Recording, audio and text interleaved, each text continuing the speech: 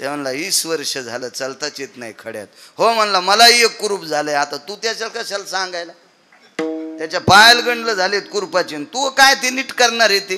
हे आपण भरकी माणसं आहेत ना, आपण समुद्रातही सळल्यानं नीट होत नाही तर बुटकं भर पाण्यानं काय आपले दात घासायचे आहे का नाही. म्हणून दुःख सांगायचं असेल तर या लोकांना सांगायचं, साध्वींना सांगायचं, संतांना किंवा देवाला सांगायचं. हुशार मुलगी होती, गर्भाची संवेदना लक्षात आली आणि त्या दिवशी सासूनं पूजा करायला लावलं, पूजा करायला लावलं. भारतीय संस्कृती किती गोड आहे सांगू का. महाराष्ट्राची संस्कृती, आपल्या संस्कृतीमध्ये मुलीला सगळं शिकवल्या जातं आणि मग तिचं लग्न केलं जातं. ती महाराष्ट्राची संस्कृती. अण्णा स्वयंपाक शिकवल्या जातो, पूजापाठ शिकवल्या जातं, आलेल्या पाहुण्यांचा आदर शिकवल्या जातो, स्वच्छता शिकवल्या जाती आणि मग तिचं लग्न केलं जातं. बऱ्याच नवऱ्यांना काही न शिकवता त्या पोरींचे लग्न केलं जातं. म्हणून पैसे तोपर्यंत नवऱ्याला हॉटेलहून डबे सांगतात आणि ज्या दिवशी त्याचे संपले त्या दिवशी माहेरात येतात. ही संस्कृतीच्या बाहेरची क्रिया, अशी क्रिया नाही आपल्याकडं. आपल्याकडं आधी शिकवल्या जातं. तुम्हाला एक माहिती आहे का, आपल्याकडं मुलीला शिकवल्या जातं नवल नाही, आपल्या इथं बैलाला आधी शिकवल्या जातं आणि मग टिपणीला धरल्या जातो. बैल सुद्धा न शिकवता धरलेला बैल कसा तास आणील, किती जू मोडीन, किती फन मोडीन, किती जानुळे मोडीन आणि किती आवता हाणणाऱ्याच्या तोंडातून ने जाते. ते हिशोबात चलत असतो का बैल बिन शिकलेला. म्हणजे आपल्या संस्कृतीत बैलाला सुद्धा शिकवल्या जातं, आपल्या संस्कृतीत घोड्याला सुद्धा शिकवलं जातं, तेव्हा त्याच्यावर बसल्या जाते. हा न शिकवलेल्या घोड्यावर बसल्यावर तर ते बोरी खालून जाईन, घेईन ना तोंडवर बाडून. म्हणून आपल्याकडं शिकवल्याशिवाय, त्या वैचारिक पातळीची लेवल आणल्याशिवाय त्याला हाताळल्या जात नाही. ती आपली भारतीय संस्कृती आणि त्या संस्कृतीत भाजलेली ती मुलगी. म्हणून आपल्याकडं म्हणायचं पोरगा औंधा भाजायचं. बाबा भाजायचं म्हणजे इस्त्यात नाही वांग भाजल्यावानी, भाजायचं म्हणजे लग्न करायचं. काय मार्मिक शब्द होते जुन्या लोकांचे. विठाला विठाला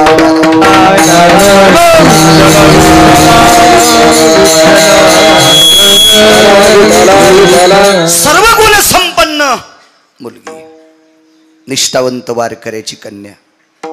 देवपूजेला बसल्याच्या नंतर पूजेमध्ये देव होता.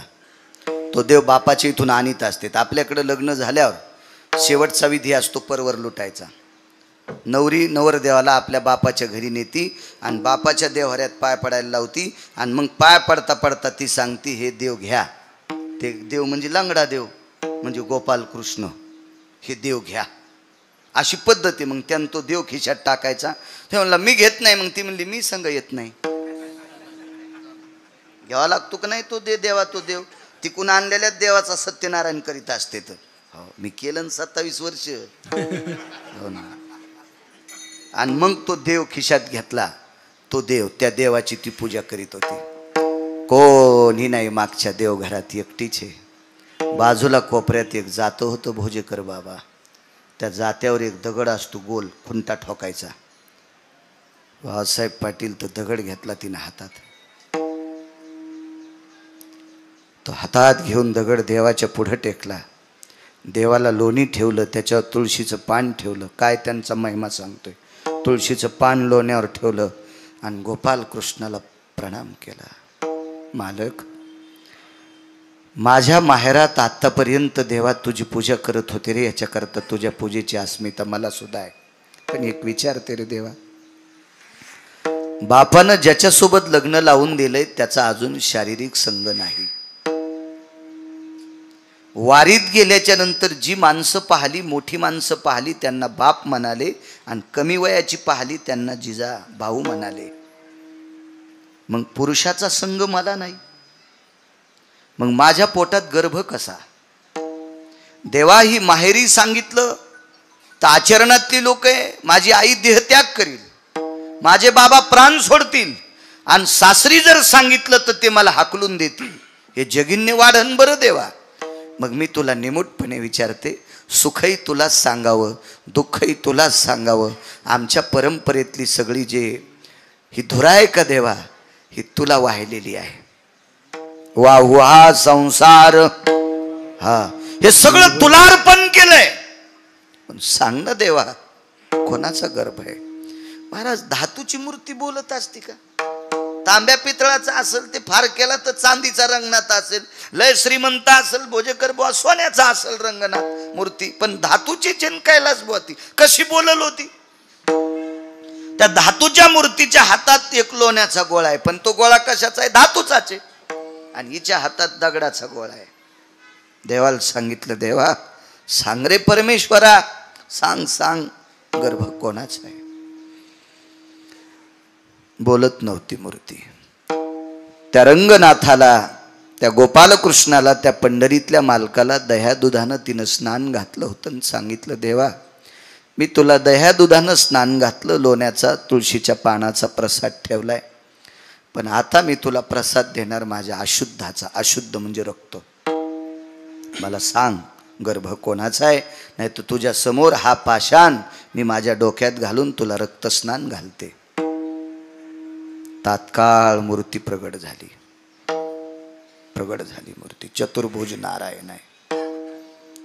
पायावर डोकं ठेवलं, वटी पसरली. सांग देवा गर्भ कोणाचा आहे? पर्याय आहे देवा.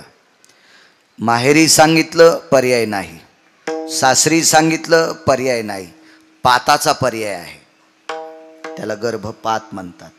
पण हे जर पाप मी केलं तर चंद्र सूर्य येतोपर्यंत माझं नाव गढूळ राहीन, घाणेरडं राहीन, कलंकित राहील.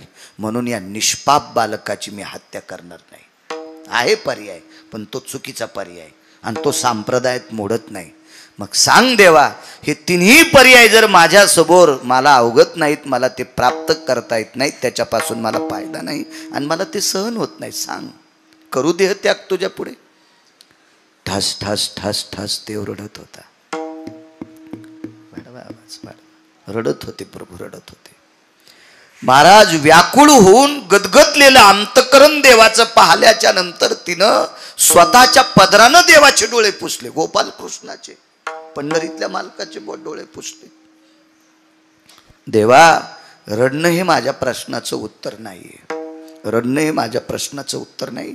मला माझं उत्तर मला पोषक द्या द्या. डोळे पुसल्यावर देवाचं रडणं थांबलं आणि व्याकुळ होऊन ही रडत होती. देवा, पवित्र कुळातली रे देवा, आतापर्यंत मला फुलासारखं या कुळातल्या लोकांनी या 5-10 दिवस सांभाळले रे. का रे देवा अपराधा? सांग ना देवा. जगाच्या मालकानं स्वतःच्या पितंबराच्या कोपऱ्यानं तिचे डोळे पुसले. तिचं नाव होतं सखुबाई. जसं या अधिष्ठानाच्या माऊलीचं नाव आहे आसरा माता, तसं त्या माऊलीचं नाव होतं सखुबाई. डोळे पुसले भोजेकर बाबा. जगाचा मालक खाली बसला आणि सांगितलं, सखू सासुरवाशिनी होसीस. पारतंत्र्यातलं जीवन होतं.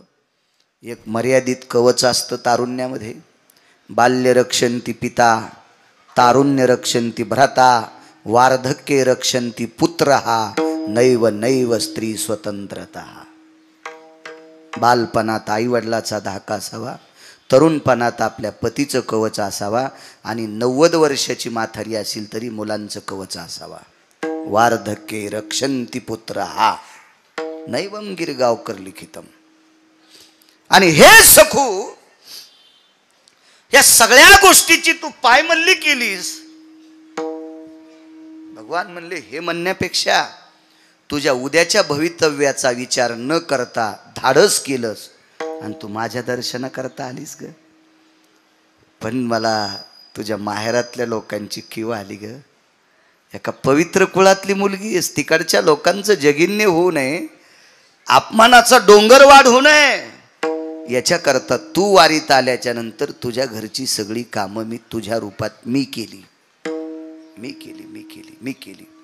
महाराज, ती सखुबाई होती. सखुबाई तिनं सांगितलं, देवा तू साडी नेसला असशील काही नवल नाही, सारवण केला असेल काही नवल नाही, सडा टाकला असेल काही नवल नाही, स्वयंपाक केला असेल काही नवल नाही, शेण काढला असेल नवल नाही, केर टाकला असेल काही नवल नाही. याच्या मागं लोकांचं करीत आलाच ना.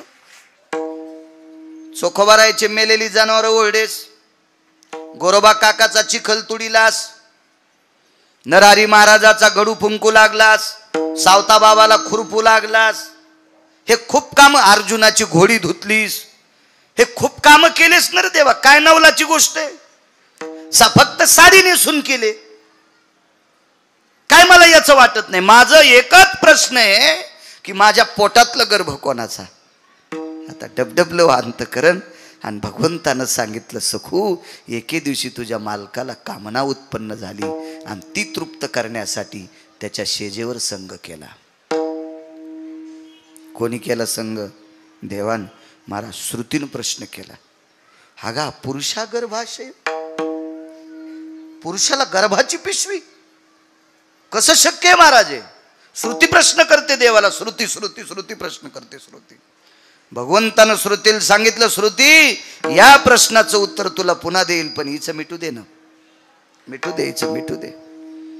श्रुतीनं स्वतःचा प्रश्न चुरगाळून टाकला आणि श्रुती या विचार विचार करत होती की जगाचा बाप आहे, वृक्षाचे पान हाले ज्याची सत्ता. झाडाचं पान ज्याच्या सत्तेशिवाय हालत नाही त्याला जगाचा बाप म्हणतात. आणि एवढ्या मोठ्या टोकाचा जगाचा बाप असताना इथं कोण्याही माणसाला 10 लाख रुपये दिले तर कृष्णाबुवा साडी नेसून संभाजीनगर जिल्ह्यात फिरन का एखादा माणूस इथं बसलेला? 10 लाख रुपये माझ्याकडे तर नाही, तर मी भीक मागून देईल. आपल्याकडे एवढे पैसे कुठून आले? मी भीक मागल पण त्याला 10 लाख रुपये देईल. करा हातवरी. फिरतो माणूस नाही. जगाचा बाप नुसती साडी नेसला नाही, बाई होऊन पुढच्याचं काम तृप्त केला. महाराज श्रुती वेडी झाली, वेडी वेडी झाली, वेडी. काय देवानं इतक्या खालच्या दर्जाचं काम केलं असेल? ती म्हणते मी याचा विचारच करत नाही, पण हिचं जीवन सांभाळण्यासाठी केलंय, सखूबाईचं जीवन सांभाळण्यासाठी केलंय. त्या अर्थी हिचा अधिकार किती मोठा असेल? सखूबाईचं जीवन सांभाळण्यासाठी, तिचं पावित्र्य सांभाळण्यासाठी, तिचं जगिन्य होऊ नये, तिचा अपमान होऊ नये, विश्वात तिची कसल्याही प्रकारची नामुष्की होऊ नये, याच्याकरता हिच्याकरता देव इतका खाली आलाय. हिची पावर काय असावा? तर श्रुतीशास्त्राला संत वाङ्मयातल्या काही लोकांनी सांगितलं, हे श्रुती माते, विश्वाच्या मालकाला संत इतके आवडतात, प्राणाई परोते. प्राणापेक्षा विश्वाच्या मालकालाही संत आवडतात. आणि त्या संतांसाठी इतक्या खालच्या स्तराचं काम करतो. या महाराष्ट्राच्या मातीतल्या सखूबाई नावाच्या साध्वीचा जर हा दर्जा, तर माझ्या साध्वी आसरा मातांचा किती मोठा दर्जा. म्हणून मालक पहिल्या कडव्यात म्हणतात, काय त्यांचा महिमा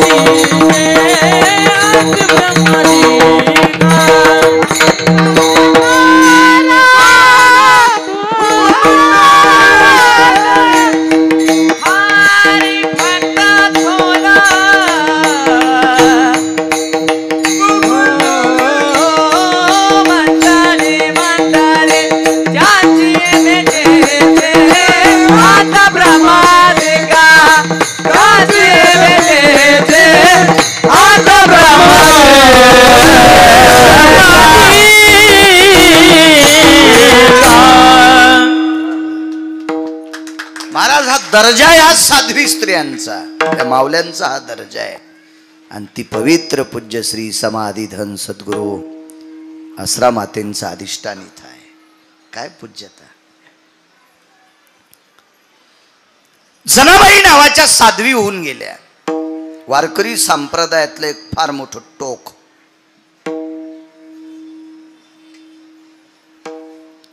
महाराज विश्वाच्या मालकानं भ्यावं. विश्वाच्या मालकानं. एखाद्या बाईनं भजन येते मग तिनं दिबर म्हण शिवी तू कोणाला. तुला दात राहतेत का खारोड्या खाला तर. चपात्या चगळून खाईन खारोड्या चगळून खाता येत असतात का. ठोईन का तिचे कोणी दात. ती जगाच्या बापाला शिवी देत होती. तुझी रांड रंडकी झाली जन्म सावित्री चुडेल्याले. तुझे निघाले मळे तुला पाहून काळ रडे. एवढी हिंमत इतकी ताकद देवाला शिवी द्यायची. साध्वी जनाबाई. बरं काय होतं घरी. देवाला जीव घालण्यासाठी 5-25 गाई तरी जनाबाईकडे होत्या का. 5-50 एकर तरी त्याच्यातल्या गहू ज्वारीचा नैवेद्य करीत नाही. ह्याच दुसऱ्याच्या इथं खाला. नामदेवरायाच्या घरच्या भाकरी खाच्या. दाशी नामयाची मनोनिया. अनन्य साधारण महत्व आहे महाराष्ट्राच्या मातीमध्ये पवित्र स्त्रियांना. अनन्य साधारण महत्व. काय दर्जा आहे साध्वींचा.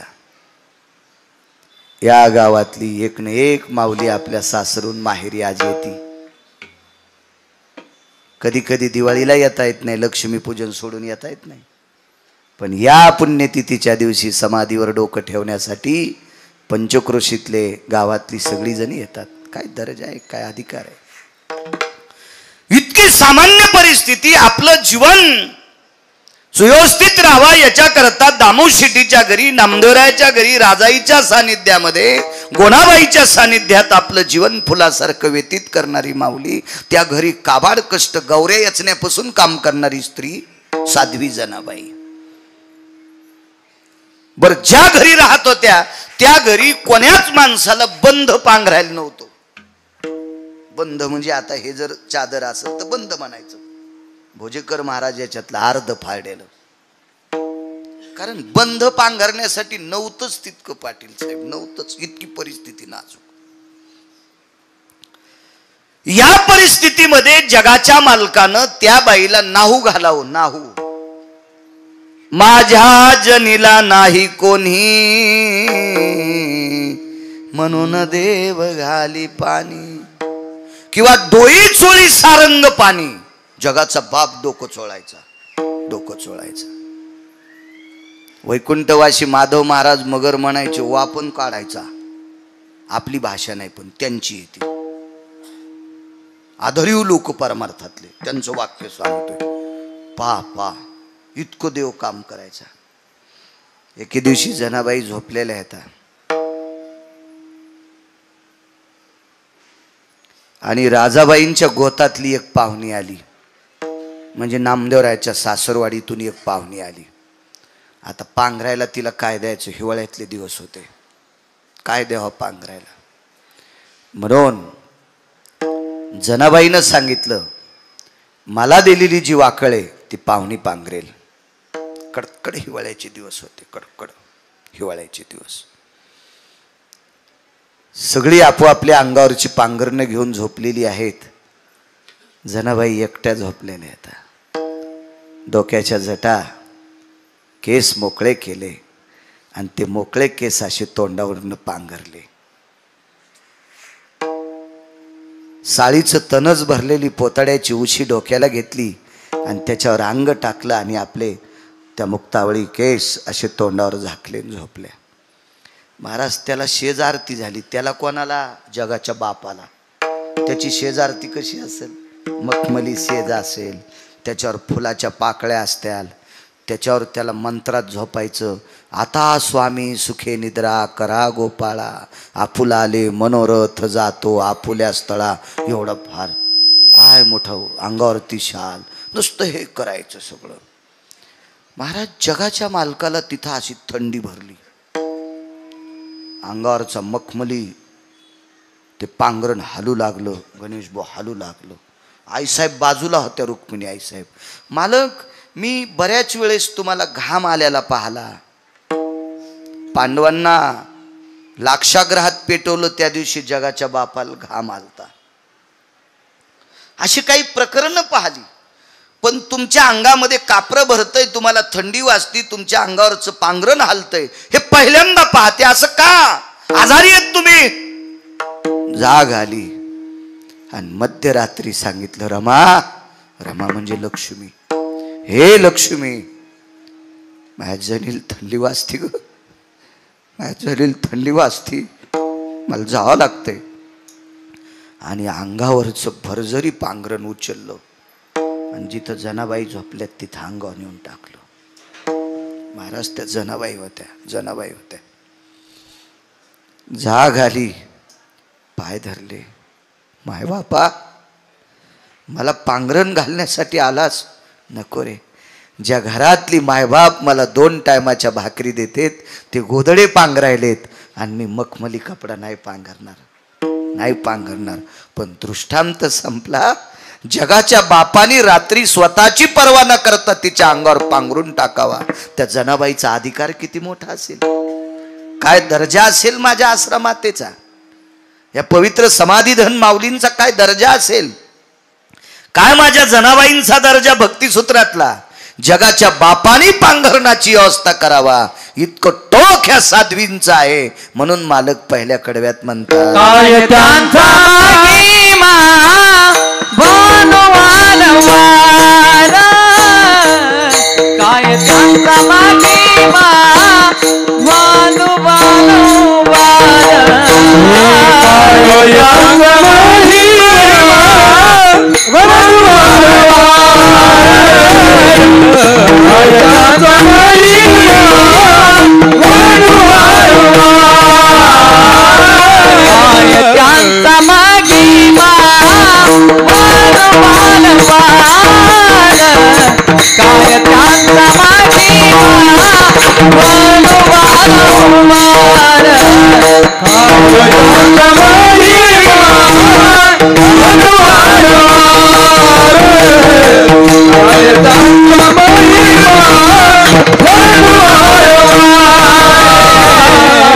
हरि भक्त थोरा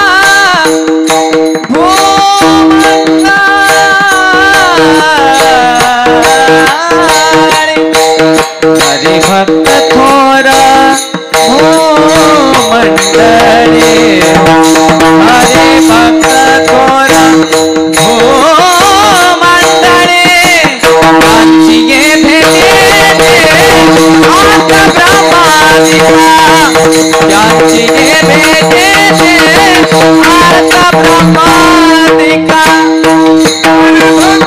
हरि भक्त थोरा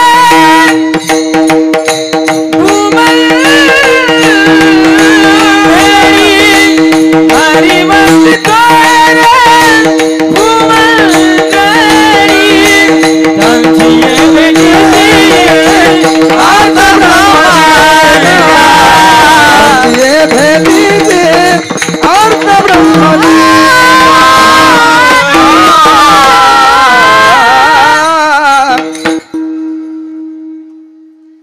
12 वाजले जिजा,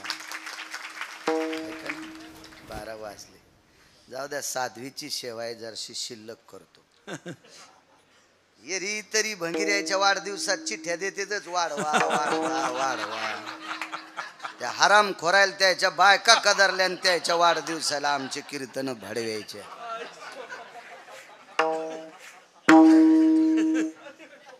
इथं बोललेलं मालकाच्या यादीत जाते.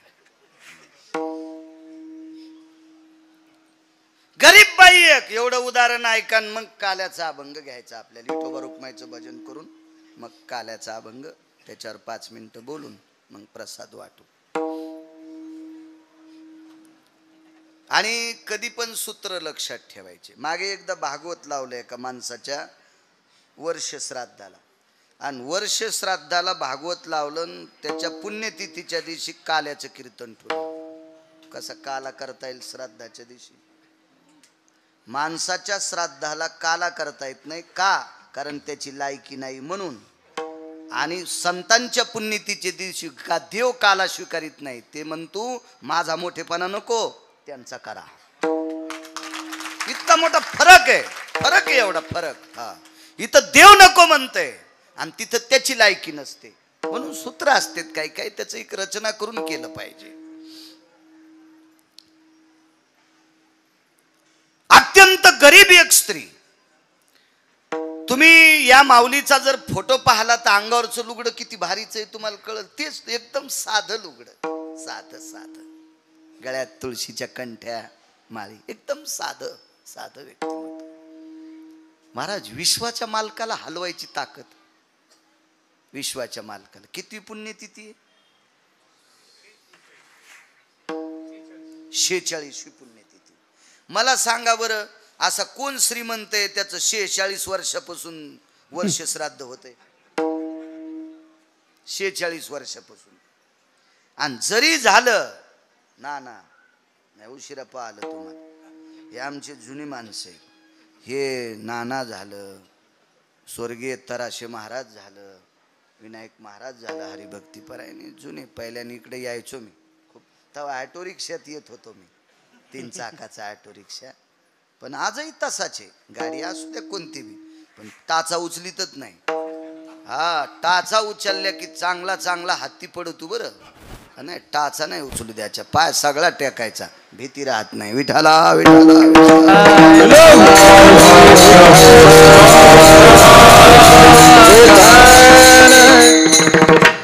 गरीब बाई, अत्यंत गरीब. गरीब बाई, अण्णा गरीब बाई. ती रोज देवाला नैवेद्य द्यायची, खिचडीचा नैवेद्य. खिचडी काय असेल बरं तिच्या खिचडीला? कधी जर तेल नसलं तर ती पातेलं ते मडकं गरम करायची, त्याच्यात पाणी टाकायची. ते चणकन वाजलं, पाण्याला चटका बसला आणि पाणी उकळलं की तांदूळ टाकायचे. फक्त मीठच त्याच्यात.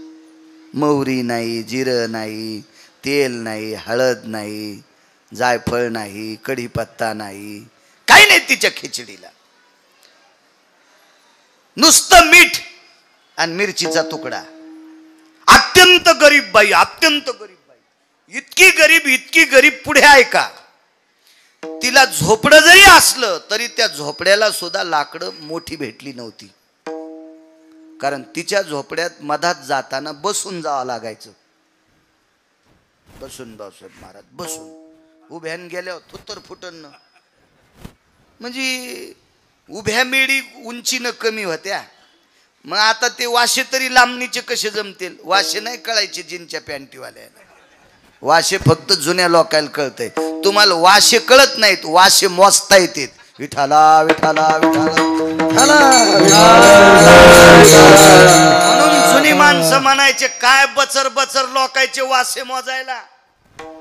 वाशे मोजणं म्हणजे दुसऱ्याची निंदा करणं, उकांडे उकरणं.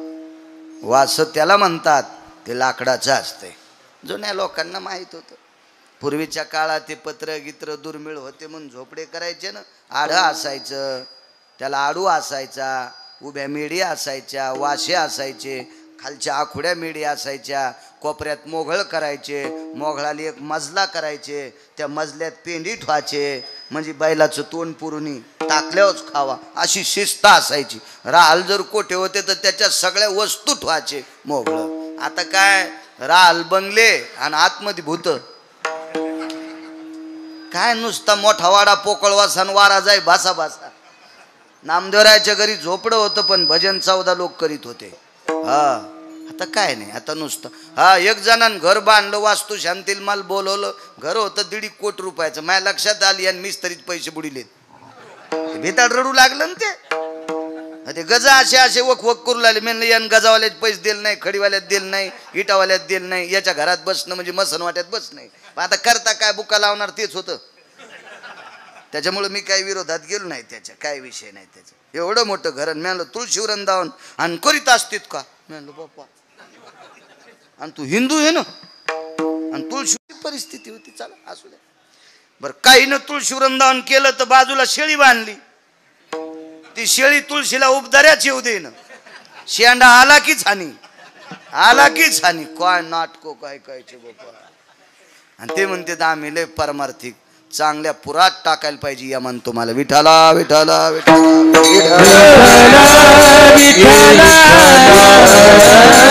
एकदम साधी बाई, एकदम साधी.